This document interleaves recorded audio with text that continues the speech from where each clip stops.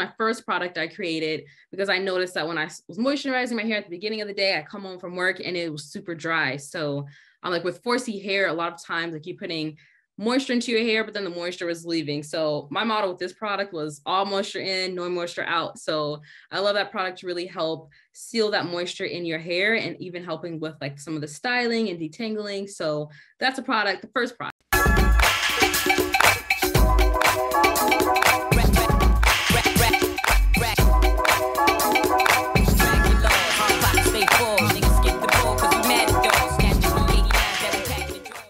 We have a natural hair care enthusiast and also fellow content creator in the building, Miss Daizha Brown. How you doing today? Good. I got to get the horns. I'm still trying to figure out. That's just the first thing that came to mind. I was like, I'm the air horn myself. New York, that influenced us and got us air horned out. So for real. But I got to work on it. But welcome to the podcast. I'm happy to have you. We've been working on this behind the scenes for a while, so we finally get to tap in and learn more about you and the brand. So welcome. Thank you. Glad to be here. So, of course, we want to get to know Daizha, the person, your personal brand, and then also your business brand as well. So to give people a little bit more insight to who you are as a person, how would you describe yourself? What would you like for the people to know?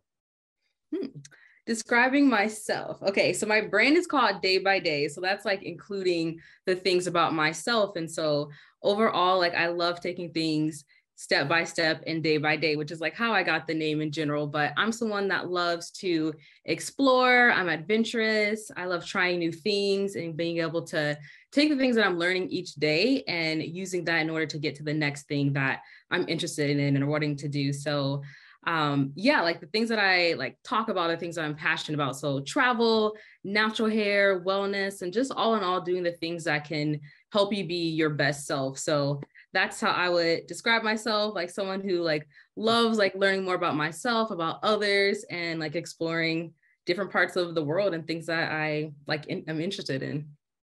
Amazing. So thank you for that insight. We're going to get deeper into some of those things that you touched on for sure. But before we get into that, I got to introduce you to my favorite segment of Black Fridays. It's Freestyle Friday.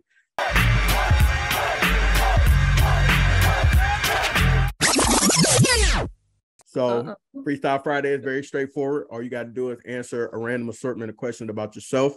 They're all about you, so you shouldn't get them wrong. And only got two rules: is that you answer every question and that you answer them honestly. That's it.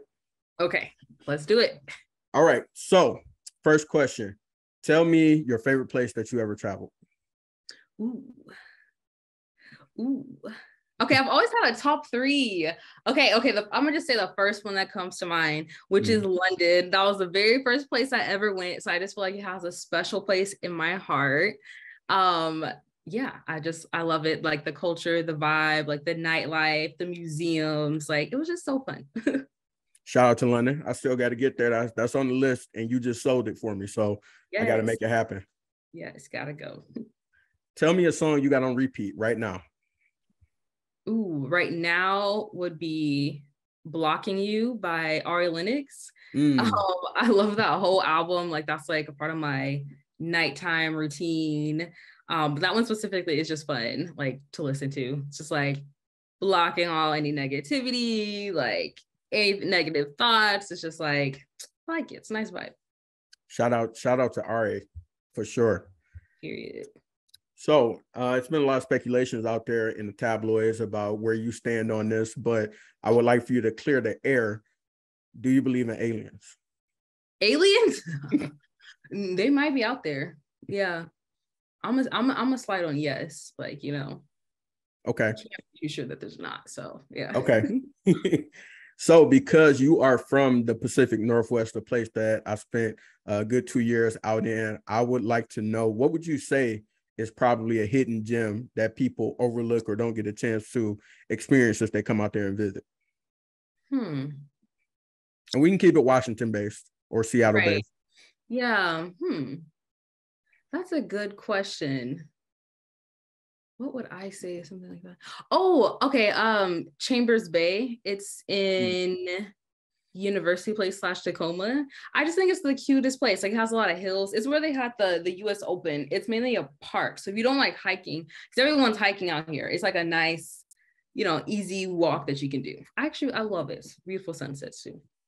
Dope. See, this is my first time hearing about Chambers Bay. So okay, glad I said something new. yeah, when I get back out that way, I definitely got to check it out for sure. Yes, indeed.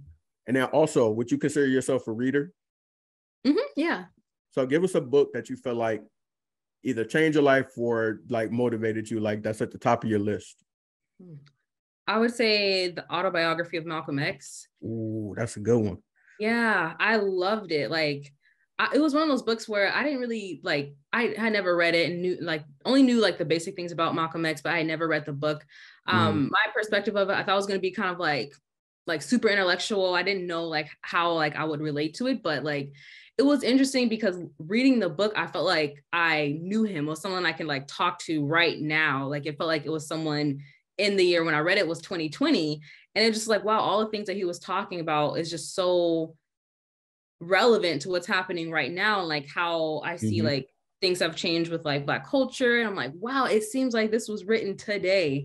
Yep. And so, yeah, that book like really, oh, stop. That was my cat. He scared me. My cat's named Malcolm X, by the way. Really? Forgetting he's in here sometimes. Okay. So, yeah, I mean, I named my cat after him. I was like, okay, like when I get a cat, like when I adopt a cat again, I'm gonna name him Malcolm X. And I did. So, I mean, I just love that book. It was amazing. And yeah, my favorite one. Now, does the cat sometimes look out the blinds with the AK-47? He looks out the blinds. People say that dogs are like super protective, but I think cats are protective. If he hears one noise, he's out there. Like, he's looking. He's definitely on his Malcolm X. Yeah. Very true. Very true. And last but not least, which one would you prefer if your phone could only do one of these functions?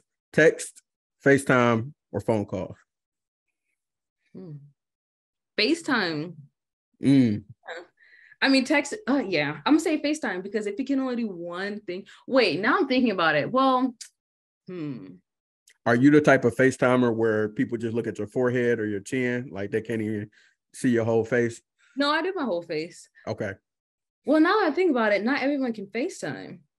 So it's not really applicable to all types of phones, Who can't FaceTime or video call in 2022? Like, if it's like, you shouldn't be calling them. FaceTime. You said FaceTime because I meant video call. Oh, okay. Huh. But you see, I text more. So now I'm thinking about it. I'm just go. My first thought was FaceTime, because like you can see the face, you can interact, people like, far away. So I'm gonna go with FaceTime. The first thought. For sure. Okay. Well, shout out to you. You successfully passed Freestyle Friday. So congratulations on that. Thank you for engaging in my shenanigans. So getting back into the interview, I wanted to start with your personal natural hair care journey, and wanted to kind of like understand what has that been like for you over the years. And, you developed a brand that includes that, but want to know personally, how did that come about for you? Yeah, so I started my natural hair journey after high school. So when was this? Yeah, after high school, like 2014. It's been like 8 years now. So I was going to UW, and I was just like, during that summer, I was like, okay, what's going to be my new look, my new vibe? I was like, okay, I want to just like a new brand. And so like part of that was just like my look. I was like, my mom had went natural, and I just love the way her hair was like naturally curling. And I was like, oh, I want my hair to do that. And she's like, well, to do that, like you have to like cut off all of your hair, like your hair is relaxed right now. And I was like, oh my God, that's so scary. I can't imagine my hair short. So I started what's called transitioning. So if you have relaxed hair and you want to go back natural, you can like slowly let your hair grow out and then just cut the relaxed ends until you have the length that you want to wear natural. So I did that for 1 year. My hair goals at the time were Solange and Erykah Badu. So I just really wanted just a big fro, just like long natural hair. I was just like really wanting that. So for about a year, I just like was trying to do like Bantu knots. I was experimenting with sew-ins and a whole bunch of different things to ultimately, in April 2015, I just cut all of my hair out. It was like a little bit shorter than this, and it was like the shortest I ever had my hair. I was like, oh my God, this is crazy. And like through that process, I really did like learn to love my natural hair. Like I was like, wow, like I haven't really worn my hair natural since I was a kid.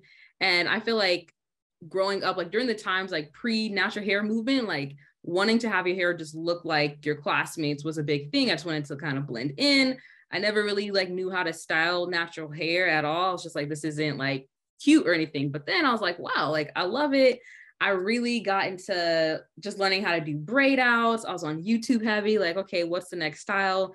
Learning how to do like crochet braids, protective styles, spending the time to like really care for my hair on wash day, experimenting with products. Like it became fun. Like I was like, this is fun. Like, I don't know like why I wasn't doing this before, but it was just like really fun for me just to experiment with products and best practices.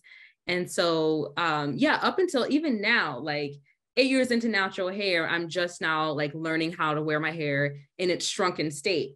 And so that's just like how it is right now, like without stretching it or, you know, like combing it out to make the length longer.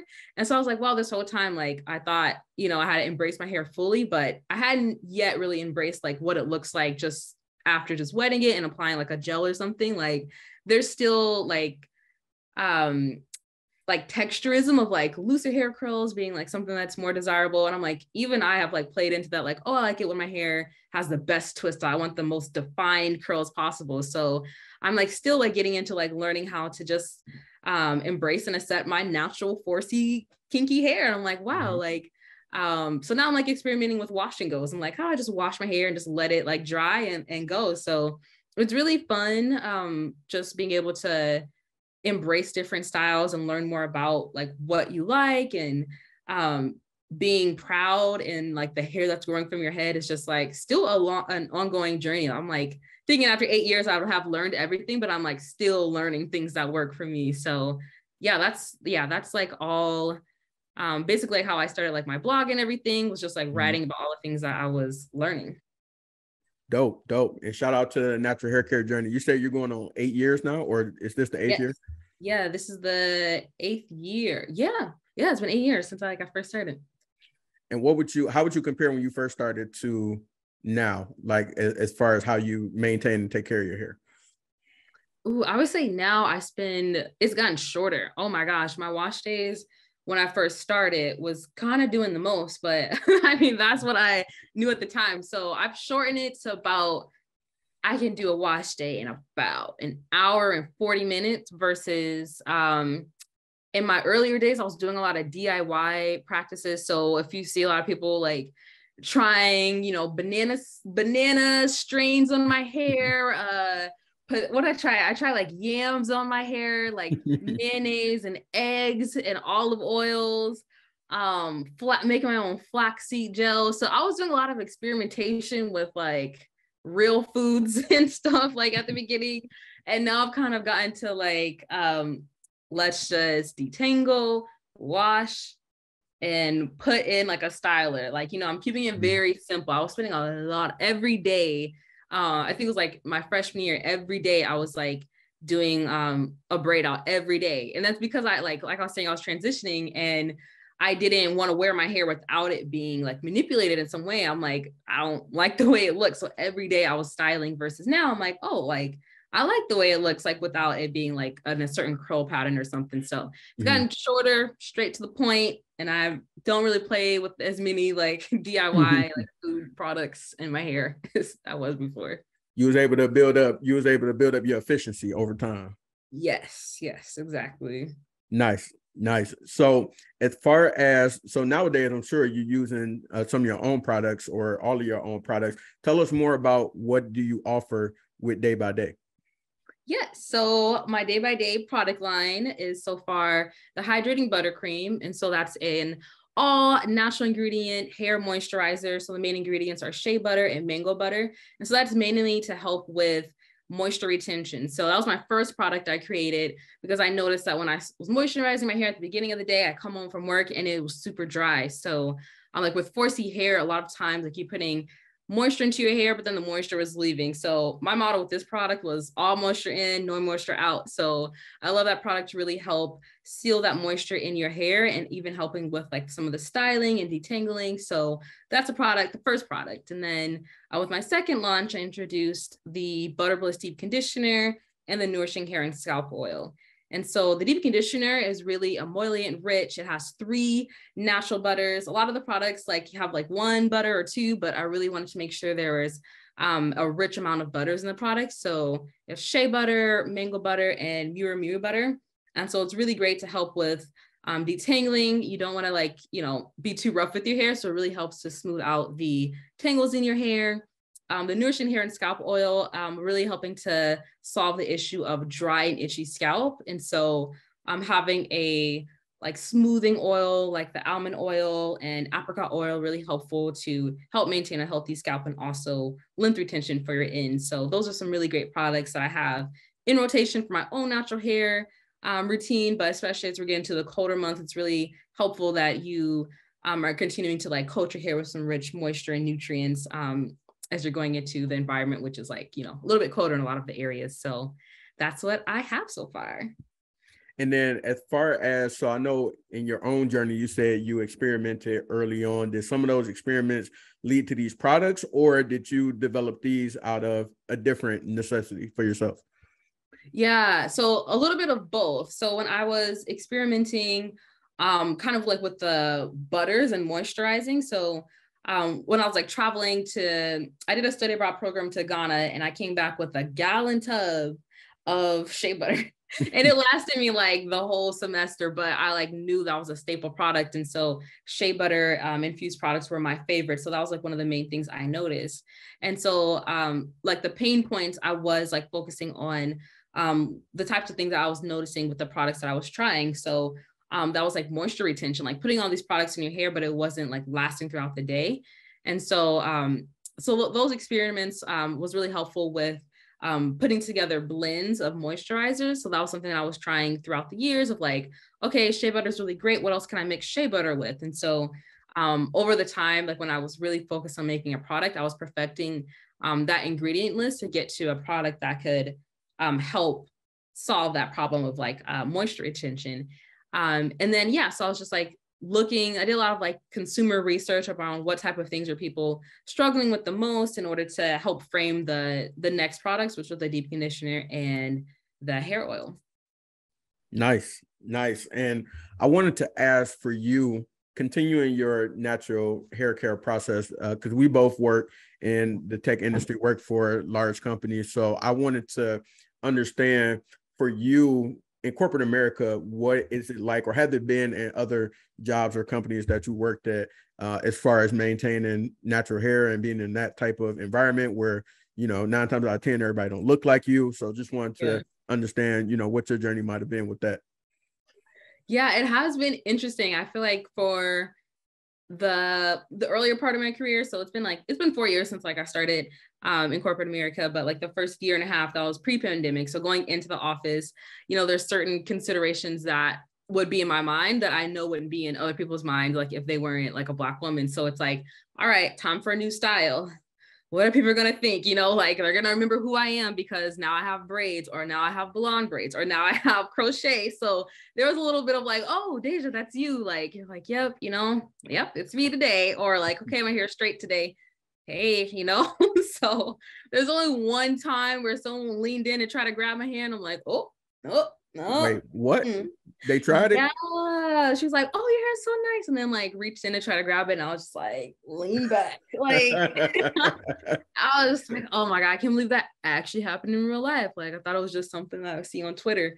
So that was just like an outlier experience. But I mean, it's definitely easier. Like, you don't have to think about like, oh, like, you could do wash day, like, late or not late enough, like right after work, and it saves a little bit of time, like working like remote like I do now. So it's been like a lot easier, just not having to think about going in person or whatever. But I say I've gotten used to it now that I've like had some more time, like working to not base like my hair choices off of what I think people are gonna think. And so I just like take some time, just like getting comfortable and confident in myself, like all right, we're switching it up. It's going to be a Mhm. different color today.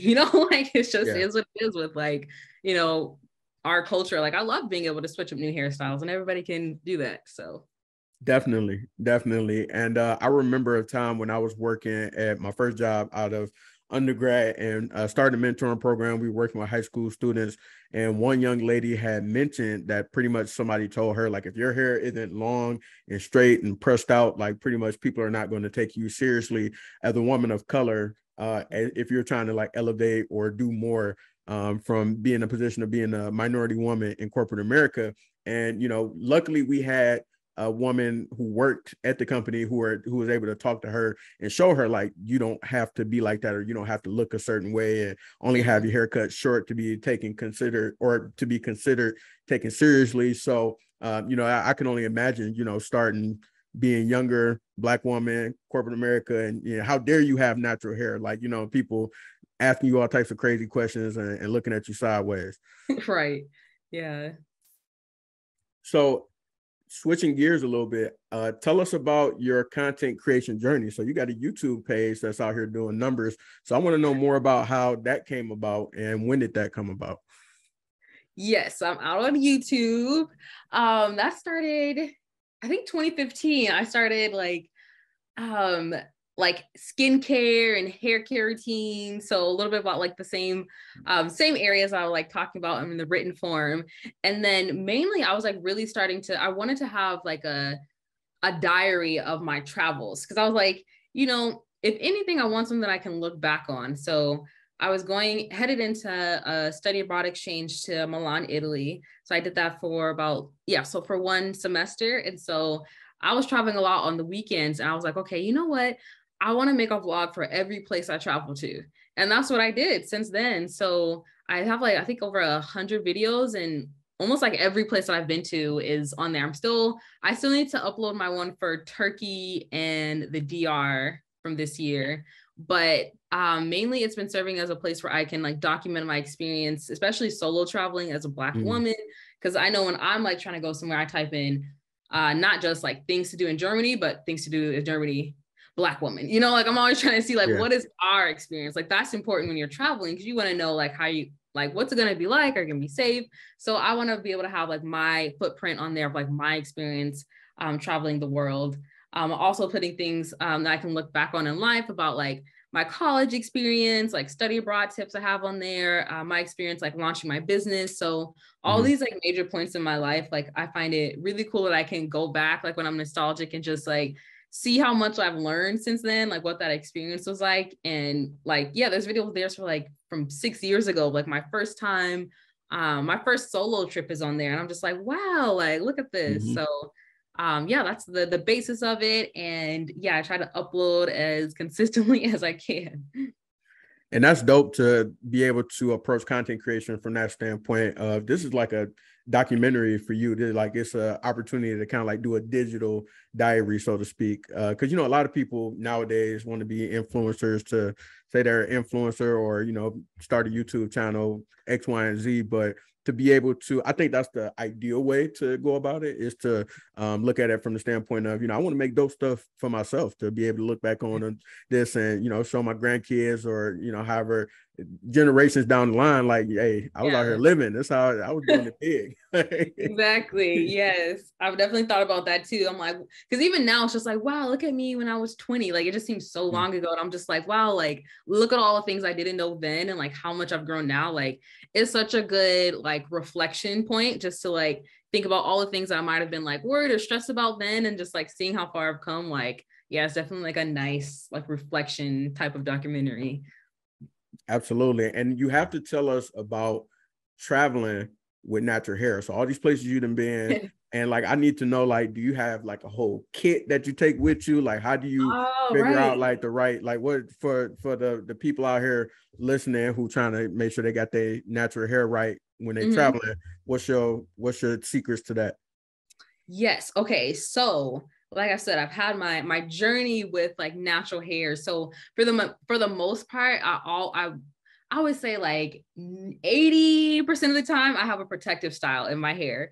And so that's like, you know, braids or crochet or something, because to be honest, like if I'm going somewhere warm and I'm going to be swimming, I don't want to have my hair out because then I have to wash it every day. So braids are my go-to. I love some braids, but you still need to bring your hair products for that. So, you know, the 3-ounce sizes, if you're taking a carry-on, so always have a hair oil, a leave-in, a shampoo, and a conditioner. So I always have like that in my toolkit. Okay, so I've always been someone who takes carry-ons because I get to the airport low-key late. So checked luggage is nice if you want to have the full-size products. So I did do that this year. I rocked my natural hair for like the first time in a while for a trip when I went to Spain and Turkey, because I was just like, you know, I've never done that. I'm always like rushing to get a style and then go travel. But I was like, it was really fun just wearing my natural hair on a trip. I brought like my styling gel, a spray bottle, like an empty spray bottle, my hair oil, and of course like shampoo and conditioner. And I basically just like reinforced my curls with the water and a gel and a light oil. And then of course, like having a bonnet so that, you know, I can cover my hair at night. And then styling is pretty easy. And then I just did a 1 wash day in between that. But then I think when I'm in somewhere like a longer period of time, like a study abroad exchange, that was really interesting because finding products in Italy for natural hair was something. It was like at the time, like I found like one hair store, and like one product was like $12. I mean, I was a college student at the time, so I was like, I can't rack up like this. So that's when like learning the basic ingredients was helpful. So finding like an African store that I found to get shea butter, finding a store, knowing how to make DIY shampoos, like apple cider vinegar and water, making my own. That's where like making my own stuff was really helpful, came in handy. So yeah, so I would say if you're having your hair, like your actual hair out, make sure that you have like your key basics, you know, like the top 3 things that I was mentioning, like a moisturizer, oil, shampoo, conditioner, protective styles if you don't want to spend too much time on your hair. And yeah, just plan ahead and do what you want for that trip. And I gotta ask you, because I don't know if you can tell or not, but my hair is natural. And I need some tips for me and the fellas out there who are trying to maintain good, high quality natural hair and make sure that they're taking care of that. Because in the pandemic, I grew like a afro situation. I was curling it, but I didn't know like the first thing about like taking care of my hair. Like one of my homeboys had told me like, you know, use coconut oil, use this type of shampoo, like, you know, those type of things to make sure that your hair is healthy. Cause I hadn't had a fro since like braids was popular back in 03, 04. Right. And then that didn't last that long for me. So just wanted to know if you had any tips for the fellas, because of course, when we talk about natural hair, typically we talk about women's hair, but you know, the guys out here, I got a bunch of friends who have like longer hair now, or, you know, purposely grew their hair out. So wanted to know if you had anything for them. Yeah. So first I would say learning your hair is very important. Like you can see a lot of different like regimens, but the top, I guess, experiments you can do is like a hair porosity test. And so that is like taking a strand of your hair, like a clean strand of your hair, and putting it into a jar of water to see like whether your hair sinks or rises. And the porosity is just seeing like how your hair reacts to moisture. And that really helps to see like which steps would go in front of the others. So like if you need like more deep conditioning or a little bit less, like tests like that would really help to see what to do next. So for my hair, I have low porosity hair. So something that like has been really helpful this year is actually shampooing once a week. And that's different than I had been doing for like the 7 years of my natural hair routine. I was only shampooing every other week. And so just like your hair can change throughout time. I'm like, okay, I'm seeing that my hair is kind of getting in like a lull in growth. So I need to switch some things up. So my typical like routine is just making sure that you are cleansing and clarifying your scalp. That really helps with just maintaining that strong foundation. Like the scalp is where all of your hair is going to grow anywhere. So finding a sulfate-free conditioner is like a number 1 thing. Then making sure that you are deep conditioning. So a deep conditioner is one that is a little bit thicker than your regular like rinse out conditioner. And you also can intensify it by applying heat. And so wearing a heated cap, you can get one on Amazon for like, I think like $14, or even putting on like a hot towel over a bag over your hair, just to like help to intensify, making sure the moisture is getting through the hair shaft is really important as well. So making sure you have a clarifying shampoo, a deep conditioner, and then throughout the week, applying like a spray bottle with water and a light leave-in, and then sealing it with a butter, such as the hydrating buttercream from DaibyDai, will really help to make sure that you have a solid routine. So those are like the top three things: cleansing, deep conditioning, and moisturizing throughout the week are the key things for a natural hair routine. And fellas, I hope that you are taking note. Do not just be washing your hair with bar soap. You need to Right. actually be taking better care of your hair. And then, of course, your products are unisex as well, right? Yes, indeed. Yeah. So I've had like men use my hair products as well. Like my nephews love it as well, my cousins and stuff. So that's really great for like twists. I know a lot of guys get like twists and stuff. So yeah, it's really great for all of those styles and hair types. Nice. And I just thought about this. I want to go back to the travel for a little bit. And I want to ask, do you have any crazy travel stories, being a Black woman who wears natural hair or protective styles, when you're out in different countries or when you're traveling? Like, do you have any like wild stories regarding your hair, or do people like look at you different, or they just like, oh, that's Daizha, she cool? Right. Let's see. I don't know if I have any around hair specifically, but it's always times like where you never know like why people are staring at you. You just gotta just like go with it. So I have had like the stares in certain countries where you're just like, all right, okay, like, or just like, being somewhere and taking a long time at the cash register because you have no idea like the language, like that was like super awkward. So times like that. But I say like for like natural hair and braids, like you never know why people are staring. It's like because I'm Black, because of my hair, because I'm like, you just never know sometimes. But Yeah.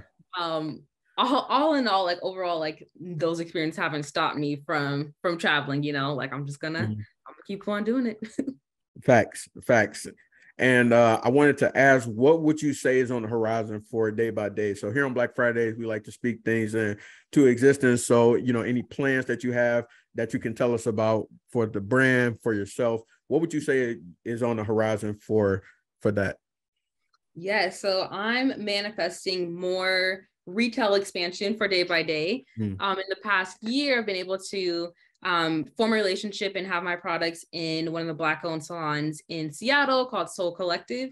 And so it's been doing very well. So I'm seeing that's a great avenue for my products, like in salons. And so I hopefully want to expand to beauty supply stores. And so that's what I hope to do in the near future. Nice. And congratulations on that. Thank you. To dig a little bit deeper into that, how did that partnership come about with yourself being a small business, being able to get your products into a storefront?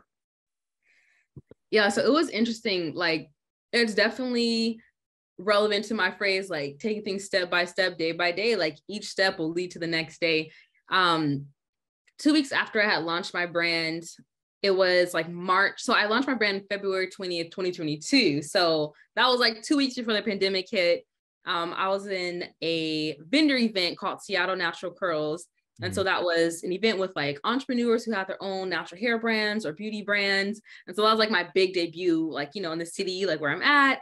And so, yeah, I had met somebody there who bought my product and had my business card. And a year later, like she had emailed me interested in having the products at her salon. And I found out like she was one of the people that had saw me at the event.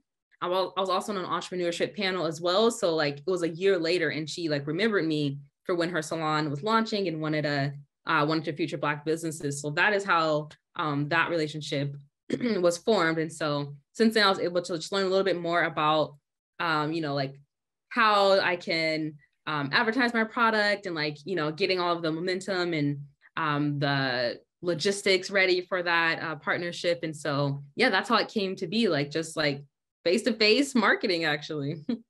And that's dope. I definitely would love to see more of that, especially in our community. And like, you know, just you being able to be in the room with the right person and strike up a conversation, show what Yeah. it is that you do. They can learn more about you, and you can learn more about them and be able to strike up a partnership. I think that that's super dope. And I love, me personally, I love networking events and events where you can go out and meet people like that, or are of the same mindset, in order to, you know, potentially do business like that. And love to see, as we get more, I see a lot more pop-ups or collectives that are specifically focusing on Black-owned businesses and Black-owned Yeah. brands and products. So just want to, you know, continue to see that. So it's lovely to hear that that's how that was able to come about for you.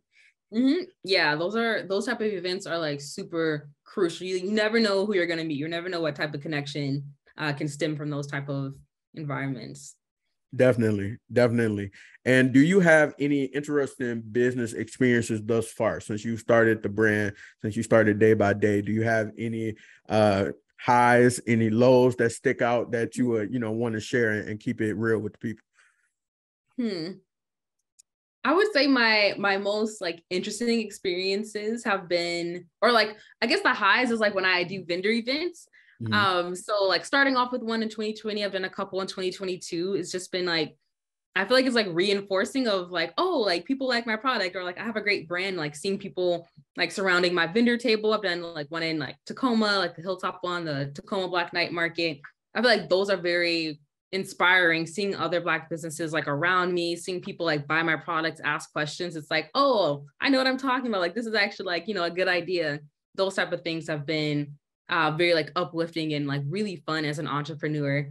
And yeah, like definitely there's like challenges with business, just like being able to balance with working. And Mhm. right now I'm like one person. So one of the things that I want to do on the horizon is like expand as far as like delegating and having help, you know, like there's a lot of things you can do by yourself, but it's like, you know, at a time you're going to need to like get help. Mhm.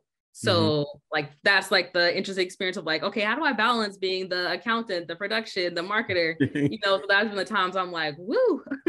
But all in all, like I'm still learning, giving myself grace, and yeah, like still like excited to see where things continue to go and evolve. For sure, for sure. And I'm sure it will continue to get bigger and better as you evolve and move into more of those spaces. And then you get more demand, and they like, hey, we gotta get some more of that product. We gotta get some That more of that day by product. day. Yeah. Yes, gotta re-up. Out here, you gotta feed the streets. You gotta give them what they want. Exactly. So can you tell us where people, the good people, can get them some DaibyDai products, how they can get in touch with you, your social, website, all that good information? Yes, you can find my products at daibydai.com. That's spelled DAIBYDAI.com/shop. Going to DaibyDai, you can also see my catalog of all of my travel experiences, natural hair, wellness. That's like the main hub for everything. But daibydai.shop, daibydai.com/shop to find all of my products. On Instagram, you can find me at DaibyDai Beauty. And so DAIBYDAI Beauty. As well as Twitter and Facebook. I'm on all of those. Yeah. Nice, nice. And before you leave, you mentioned wellness. Do you have a wellness tip for the people out there, how we can live a better lifestyle? Oh, yes. I love daily meditation. So if you have time in the mornings, wherever time in the day, take some time to pause and take deep breaths. You'll be so surprised at how centering and how much more calm you can feel just by taking 10 deep breaths. So if you have time, take a time to just pause and breathe. That's one thing I struggle with. Just I tried to meditate a few times. I fell asleep. So I got I got to give That's it all an right. honest try. Start. Yeah. Yeah, I got to give it another honest try. But you know, that's my form of meditation right now, is taking a good nap. Hey, I love a good nap too. Like you're talking to the right person. We need to talk more about taking naps as adults, and in Exactly. the Black community. We need more naps, and the world will be a much better place. Exactly. I'm with you on that. Shout out to it. And shout out to you. Thank you for stopping by the podcast. Like I said, it's been a long time coming. We've been working on this for a minute, but I'm grateful for the conversation today, and love the brand that you have created, and wish you more success and more power moving forward. Yay. Thank you so much. It was really fun talking with you today. And yeah, thanks for having me. Of course, of course. And everybody listening, you already know how we do. Black Fridays, we'll be back with another dope guest. So I'll talk to y'all soon. Peace. How you stop this thing? Oh, there we go. Niggas skip the ball 'cause we mad at dogs. Snatch the 89 that we pack in the drawers and we clap the doors.